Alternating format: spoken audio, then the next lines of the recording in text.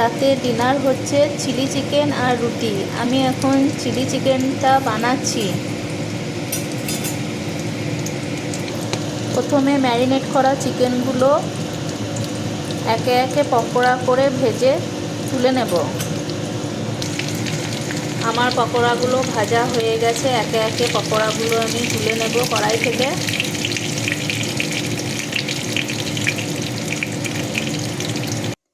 Chicken পকোড়াগুলো ভাজা হয়ে গেছে।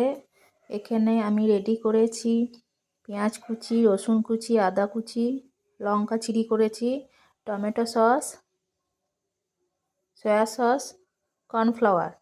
আমার কাছে এখন চিলি সসটি নেই, তাই আমি দিতে পারছি না।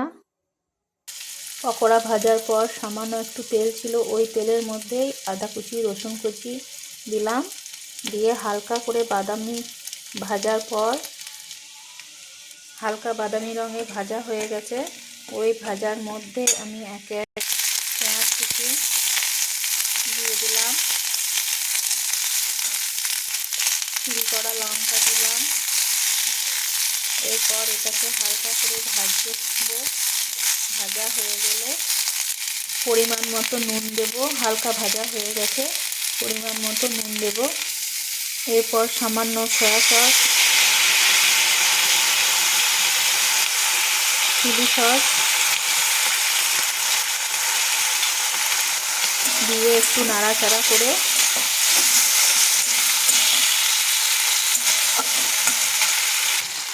আন্দাজ মতো জল দেব, চিকেনটা যাতে একটু সেদ্ধ হয়। একটু ফুটে গেলে কর্নফ্লাওয়ারটা দিয়ে দেবো। এরপর পকোড়াগুলো একটা একটা করে দিয়ে দেবো।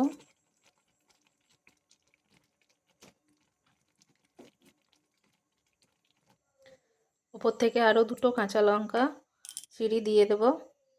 বেশি ঝাল আমরা খাই না, এই জন্য অল্প ঝাল দিলাম। এরপর গ্রেভিটাকে একটু ফুটতে দেবো, যাতে চিকেনটার ভিতরে একটু গ্রেভিগুলো ঢুকে যায়। এই দেখো রেডি হয়ে গেল আমার চিলি চিকেন।